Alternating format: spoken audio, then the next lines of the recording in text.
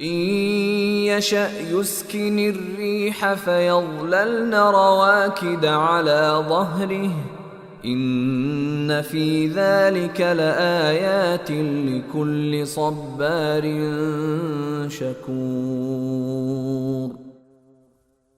اگر وہ چاہے تو ہوا کو ٹھہرا دے جس سے یہ سمندر کی پشت پر کھڑے کے کھڑے رہ جائیں۔ یقیناً اس میں ہر اس شخص کے لیے بڑی نشانیاں ہیں جو صبر کا بھی خوگر ہو، شکر کا بھی۔ أو يوبقهن بما كسبوا ويعفو عن كثير۔ یا اگر اللہ چاہے تو ان جہازوں کو لوگوں کے بعض اعمال کی وجہ سے تباہ ہی کر دے اور بہتوں سے درگزر کر جائے۔ وَيَعْلَمَ الَّذِينَ يُجَادِلُونَ فِي آيَاتِنَا مَا لَهُم مِّن مَّحِيصٍ۔